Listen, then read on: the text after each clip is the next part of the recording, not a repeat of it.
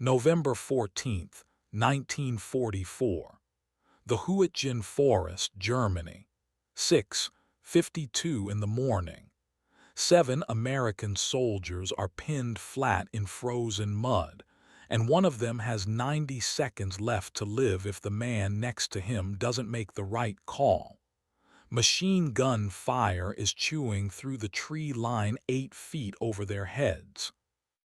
A soldier named Private Eddie Kowalski is dragging himself backward through the muck, with a piece of shrapnel buried in his thigh, leaving a smear of blood across the pine needles behind him. Somewhere off to the left, a German MG-42 is firing in 3-second bursts, the sound like tearing canvas, so fast the human ear can't count the rounds. And crouched behind a shattered oak stump, First Lieutenant Thomas Halloran is doing math in his head that no officer training ever prepared him for. How many seconds of ammunition does his squad have left? How many men can still move? And how far is the nearest patch of ground that isn't already zeroed in by a German gun? The answer to that last question is about to decide whether any of them see nightfall. 90 seconds. That's the window. In 90 seconds, the German flanking element will close the gap on their exposed side, and the 7 men trapped in this stretch of forest will be surrounded on 3 sides with nowhere left to fall back to. Halloran isn't just fighting to survive the next minute and a half. He's about to make a decision that will save more American lives than his own squad, and one that will nearly cost him his career, his freedom, and his reputation, in a battle that has nothing to do with the Germans at all.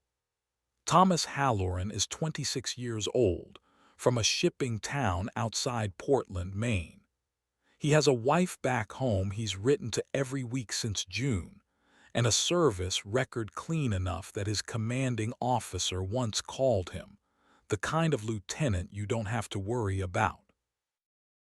That reputation is about to be tested in a way paperwork can't measure. 6 men are still alive around him. Ammunition, by rough count, won't last the hour.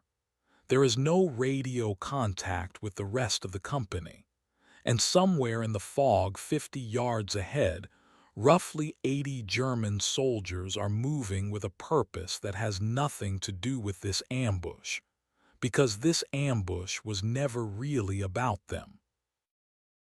What Halloran and his men don't know yet, what they're about to discover, will force them to decide whether to keep running for their own lives, or turn around and walk straight back into the fire that nearly killed them.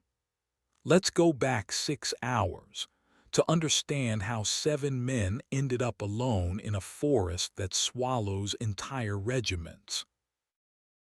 At 100 hours, First Lieutenant Halloran's understrength platoon, attached that week to a battalion pushing east through the Huitjen toward the Kaul River, had been ordered to escort a supply detail along a logging trail believed to be clear of enemy activity. The forest itself made clear a relative term. Visibility rarely stretched past 30 yards. Fog pooled in the low ground and never fully burned off, even at midday. The trees here weren't just cover. They were a maze that swallowed sound, swallowed light, and swallowed men. Somewhere around 5:30, artillery started falling, not aimed at them specifically, just the random, grinding harassment fire the Germans had been dropping on this stretch of forest for days. In the chaos of trees splintering and men diving for cover, Halloran's detachment of 7 got separated from the rest of the column when a shell landed close enough to collapse the trail behind them. By the time the smoke cleared, they were alone, disoriented, and half a mile from where they were supposed to be, in exactly the kind of terrain where the Germans like to hunt stragglers. That's how they ended up walking into the ambush that opened this story. And that's the part of this you don't know yet. The ambush wasn't random either. Now, back to the mud, the noise, and the 90 seconds.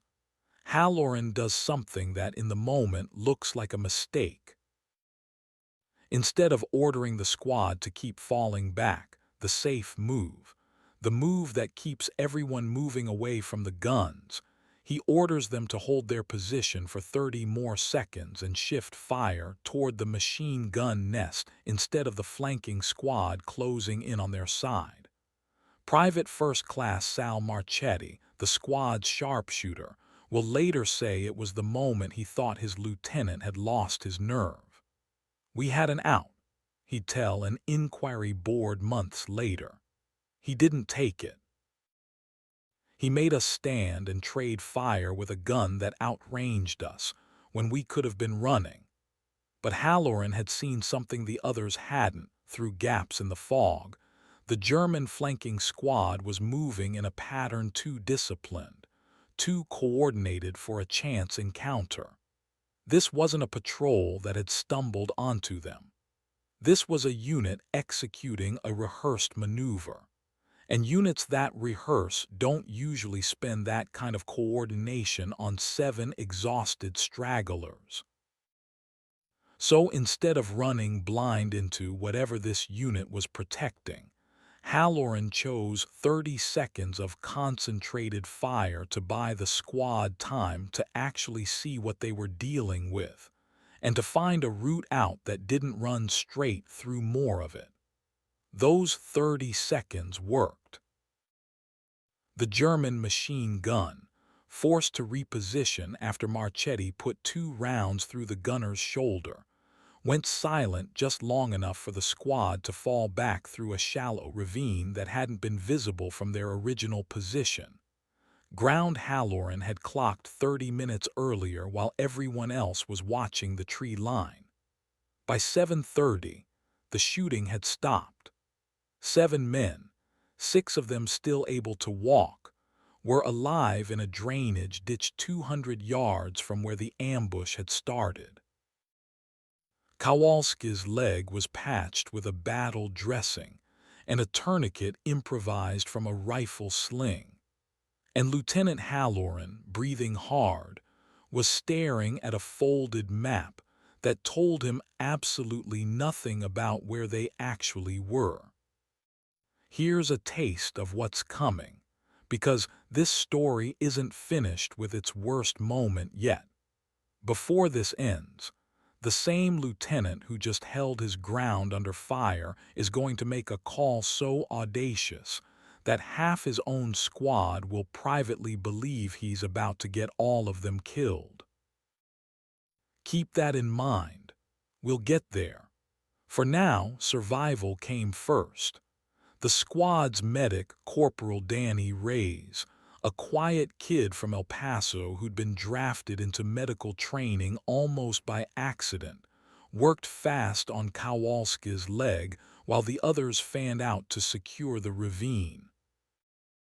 Reyes had exactly 1 more battle dressing left in his kit after this one. No morphine beyond what he'd already used, and a growing suspicion that infection was going to be a bigger threat than the shrapnel itself if they didn't get Kowalski real medical attention within a day or 2. Ammunition was the next problem. A quick count across the squad turned up barely more than half a combat load per man, enough for a sustained firefight, but not 2 of them. Food was thinner still.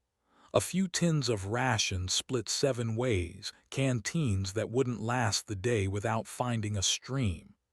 And the radio, the one thing that might have let them call in their position and get pulled out, had taken a piece of shrapnel during the ambush and was now just dead weight in Corporal Wilkins' pack. No contact, no supply, no clear route back. Just a compass, a torn map, and a lieutenant who had to decide which direction gave them the best odds. Halloran made his first real decision of the day standing in that ravine, and it was the kind of call that separated an officer who led from one who just gave orders.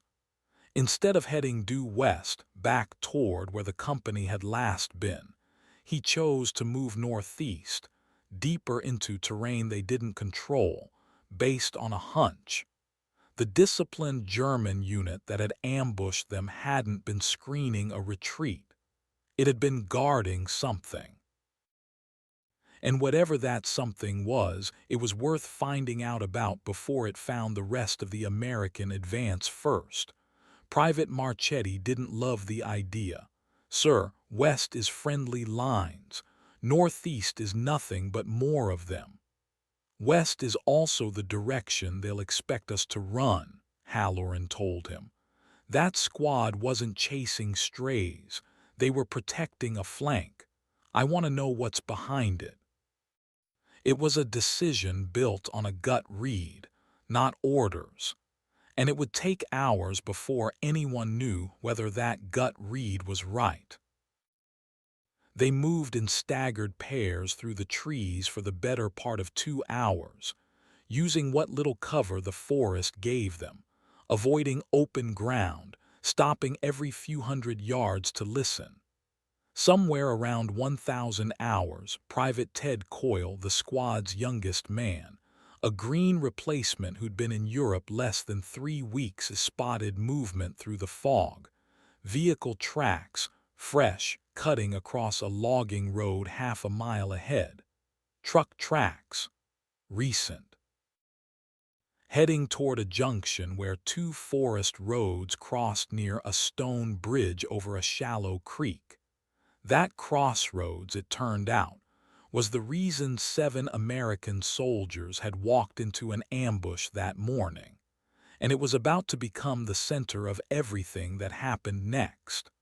From a ridge overlooking the junction, Halloran and Marchetti counted German troop movement for nearly 40 minutes. What they saw wasn't a patrol.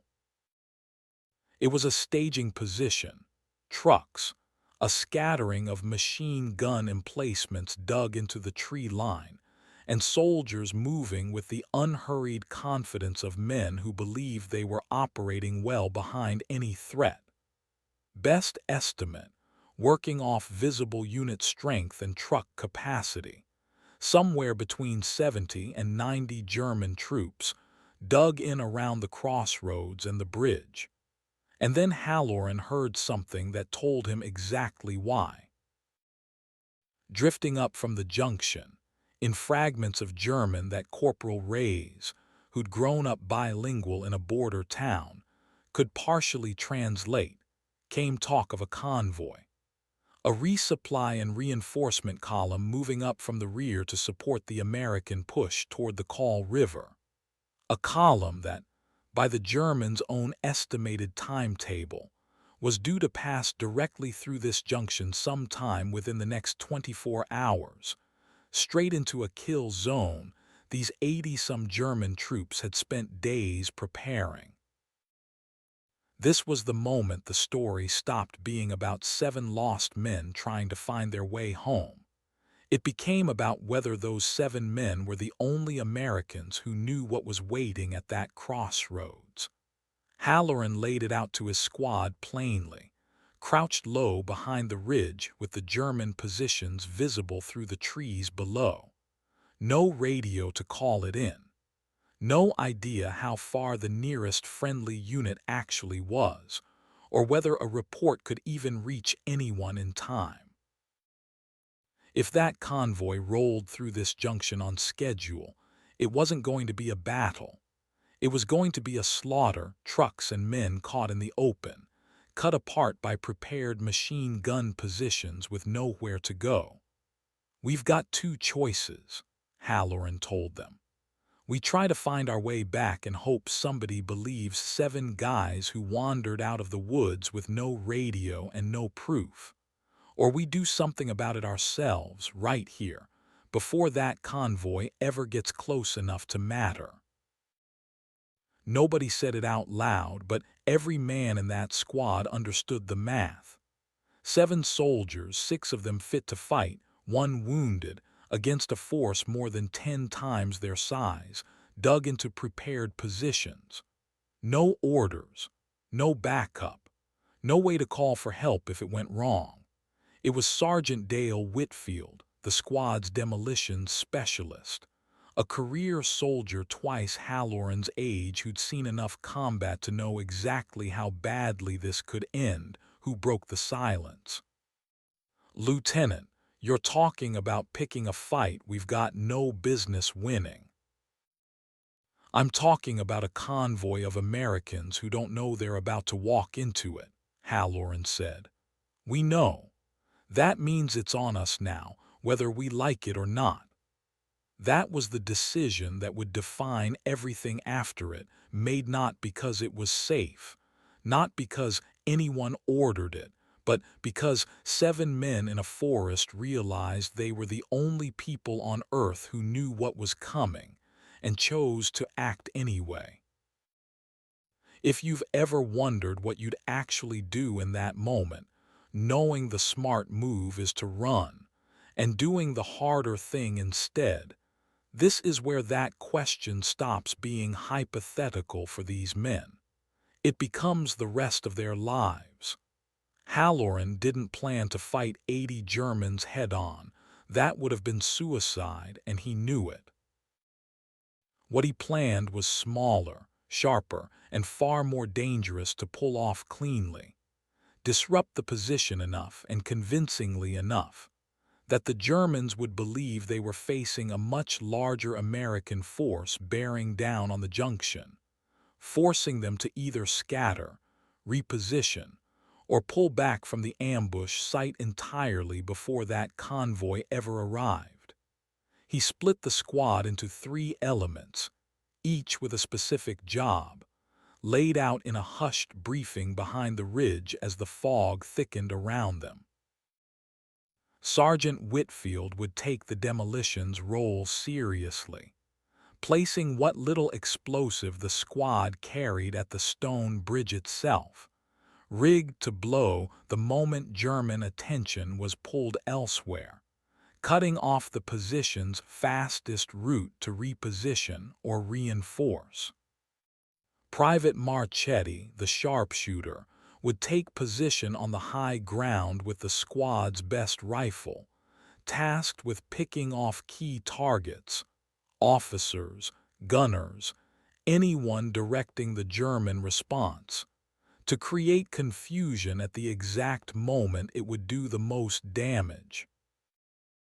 Corporal Wilkins, working with the broken radio salvaged for parts, would rig a crude signal device using flares and a captured German signal pistol found near the ambush site, timed to simulate additional units converging on the position from multiple directions at once.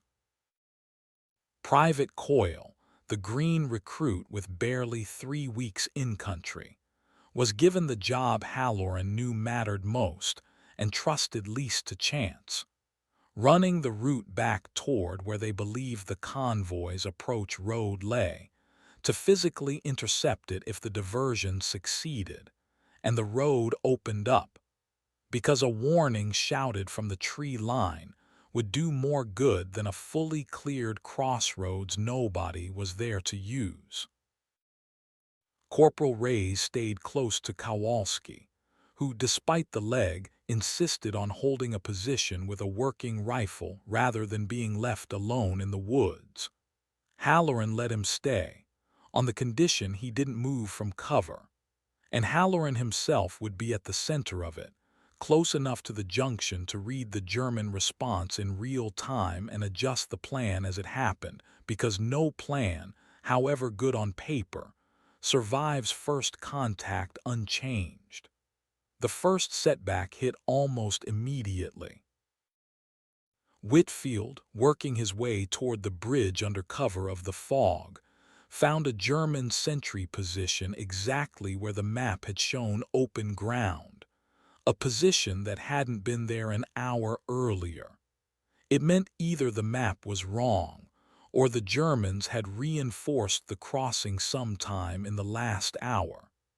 Either way, the charge couldn't be placed the way Halloran had planned, not without being spotted.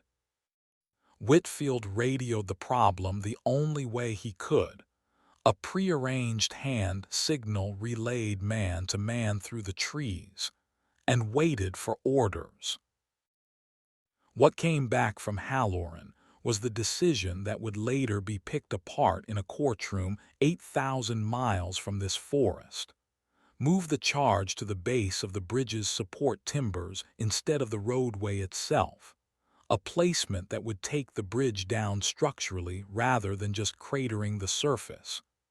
A change that meant a longer fuse delay, more time exposed near an active German position, and far less margin for error if the sentry so much as turned his head.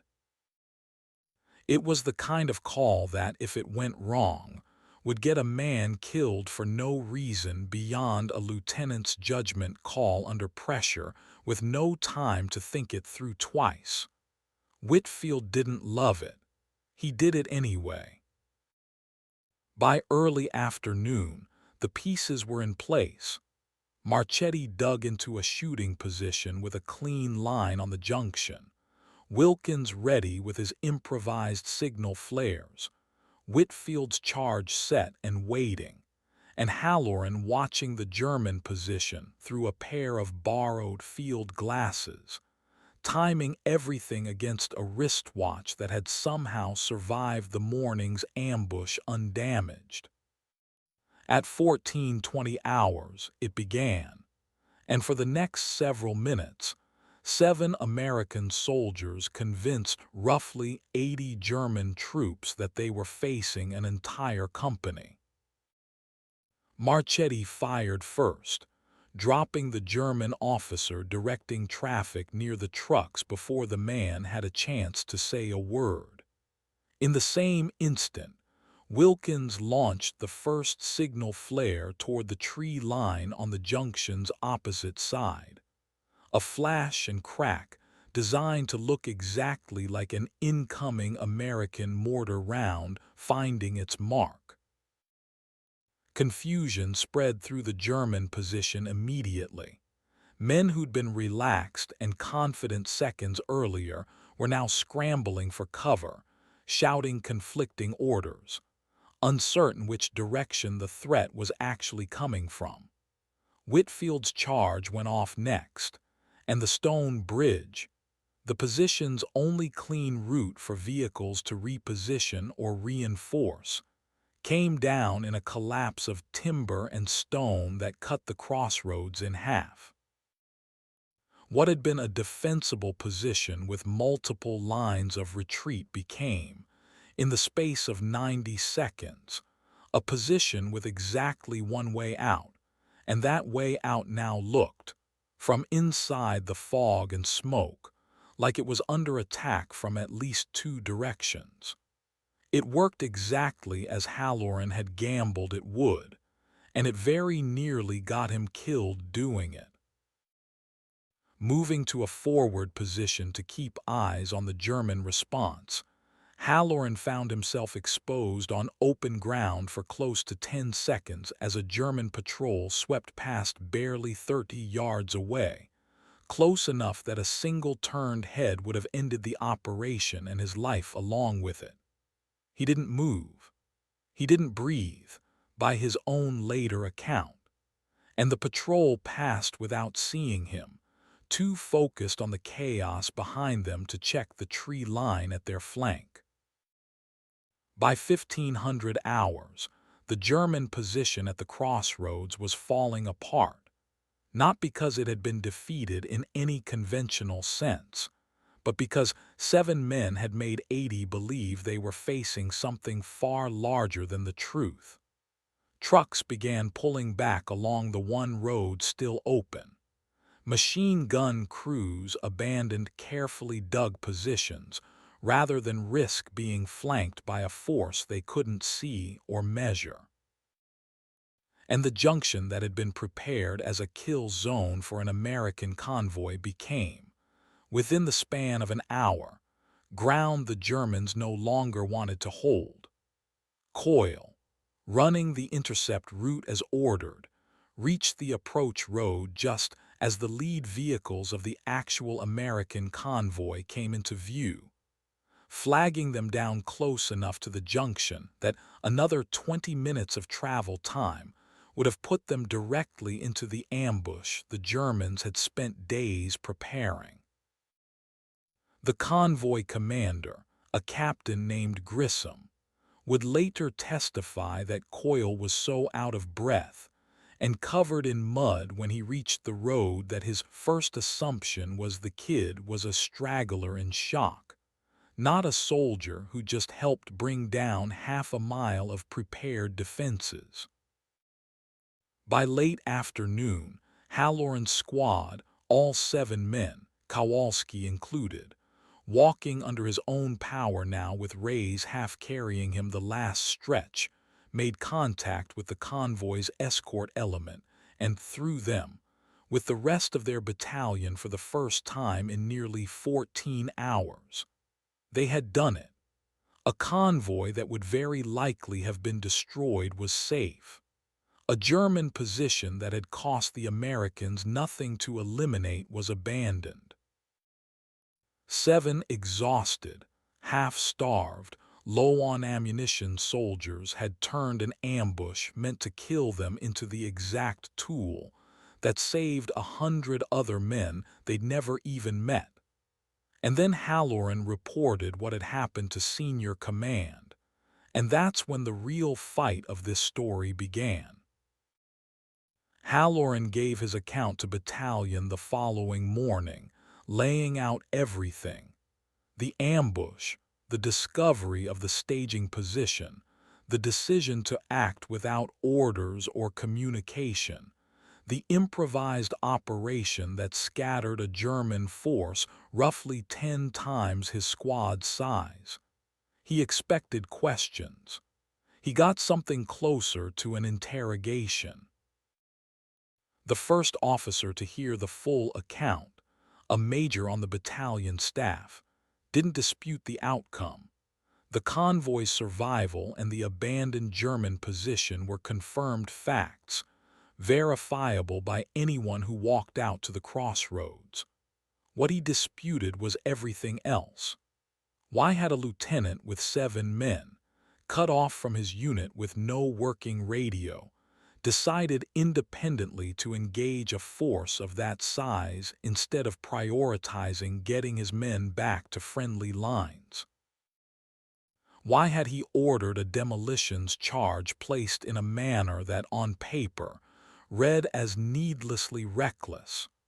Why had he made command decisions, engaging, disengaging, redirecting a wounded soldier into a combat role, that were, strictly speaking, not his to make without authorization? Here's a question worth sitting with, because it's the one at the center of everything that comes next. If you were the officer standing in that room, hearing an unbelievable story with no radio log, no orders on paper, and nothing but the word of 7 exhausted men to back it up, would you have believed him either? Within 72 hours, the question had moved well above the battalion level. A formal inquiry was convened, and Halloran found himself facing a court-martial, not for cowardice, not for failure, but for the opposite, acting decisively without authorization, in a manner senior command deemed a serious breach of the chain of command, regardless of outcome. The proceedings were formal, procedural, and to Halloran, almost surreal in how little the actual result of his decisions seemed to matter next to the question of whether he'd had the authority to make them. Witnesses were called. Marchetti testified to the moment he'd thought Halloran had made the wrong call under fire, testimony that, stripped of context, sounded far worse read aloud in a courtroom than it had felt in the mud that morning. Whitfield described the bridge charge in technical terms that made it sound less like a calculated risk and more like reckless endangerment of both his own men and potentially of the very convoy the operation was meant to protect. What none of the officers on the inquiry board seemed willing to sit with was a harder truth. Crediting Halloran's account meant crediting that a junior officer with 7 men had accomplished, through judgment and timing rather than firepower, something no one at battalion or regiment had planned, authorized, or even known was possible until after it was done. For some officers on that board, accepting that story meant admitting a gap in their own awareness of the battlefield, and pride, career caution, and a rigid institutional instinct to punish freelancing over rewarding results all quietly worked against Halloran in that room, even though not one of the men judging him had been anywhere near that crossroads. The verdict came down 11 days after the operation at the junction. Guilty of acting outside the scope of his authority and endangering his command through unauthorized engagement. Halloran was stripped of his rank and his command and held as a military prisoner pending review, a decision that on paper ignored the survival of an entire convoy and the collapse of a German ambush position, in favor of punishing the fact that no one had given the order to make it happen. Rays, visiting him under guard in the days after the ruling, asked the only question that mattered. They know what would have happened to that convoy if we hadn't done what we did. How do they still call it a mistake? Halloran didn't have an answer for him. Not yet. For nearly 2 months that verdict stood, a lieutenant who had saved 100 men sitting under guard while the officers who judged him moved on to other battles. But paperwork, unlike pride, has a way of catching up with the truth eventually. It started with captured documents. In early January, as American forces pushed further into German-held territory, intelligence officers recovered a set of German unit logs from the very position Halloran's squad had disrupted at the crossroads, records confirming, in the enemy's own hand, the staging position's intended purpose, its estimated strength, and its abrupt, disorganized withdrawal on the afternoon of November 14th under what German officers had genuinely believed at the time was a coordinated American assault. There had never been a company-sized American force at that junction, only 7 men and a plan built on deception. The documents didn't just confirm Halloran's account. They confirmed it in more precise detail than his own testimony had. Then came the independent witnesses, soldiers from Captain Grissom's convoy escort, men who'd never been part of the original inquiry, who came forward with their own account of a mud-covered private flagging them down on an approach road, warning them off a route that led directly into what German logs now proved had been a fully prepared kill zone. Grissom himself, reviewing the timeline against his convoy's actual schedule, calculated that without that warning, his column would have entered the junction roughly 18 minutes after the ambush position was fully manned and ready. And slowly, uncomfortably, a second truth began to surface alongside the first. Some of Halloran's initial reports, filed in the days immediately following the operation, before the court-martial had even convened, had been received, read, and quietly set aside by officers further up the chain who had reasons of their own not to elevate them. A staff officer who'd been slow to authorize reconnaissance of that same sector in the weeks prior had little professional incentive to see a report surface proving 7 enlisted men, and a lieutenant had uncovered, alone, what battalion intelligence had missed entirely. It wasn't a grand conspiracy. It was smaller and more human than that: men protecting their own judgment, their own records, their own advancement, at the expense of a truth that made them look less capable by comparison. If you've ever watched someone tell the truth and get punished for it anyway, simply because believing them was inconvenient for the people above them, you already understand exactly what kind of injustice this story is asking you to sit with. The review board that reconvened in February 1945 had a very different set of facts in front of it than the one that had convicted Halloran in November. Captured enemy documents, independent witness testimony, a convoy commander willing to state on record that his men were alive because of a decision made without orders in a forest with no working radio. Against that weight of evidence, the original verdict didn't just weaken, it collapsed.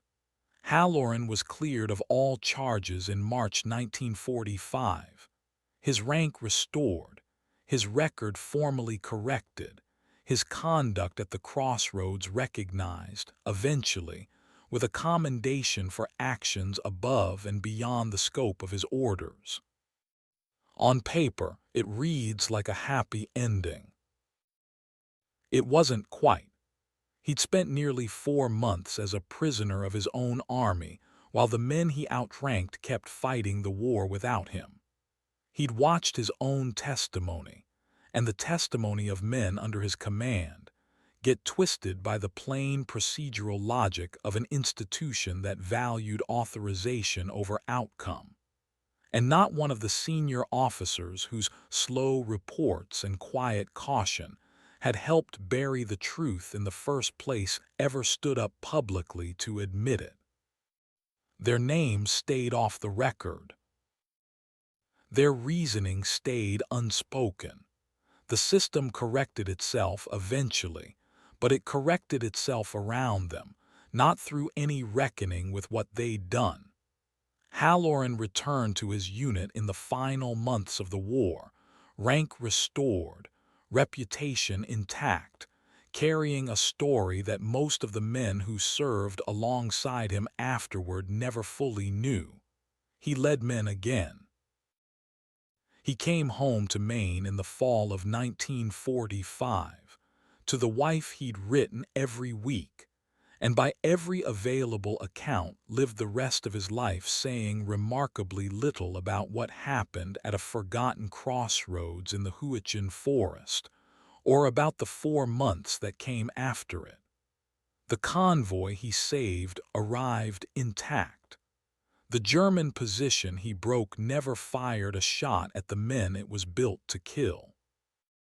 And the officers who judged him too fast, and for the wrong reasons, never had to answer for it in the way he did. So here's the question this story leaves you with, because it doesn't have a clean answer. Was justice actually served here, or just delayed long enough that everyone involved could stop feeling responsible for it? Would you have made the call Halloran made, alone in a forest, with no orders and no way to call for help, knowing it might save 100 men or cost you everything? And should an institution built on trusting its officers' judgment in the field have trusted his the first time he asked it to? 7 men walked into an ambush that morning in the Huichin forest and turned it into the very trap that saved a convoy full of strangers. It cost one of them almost everything to do it. Somewhere, that's still the story of this war worth remembering, not because it ended cleanly, but because it didn't.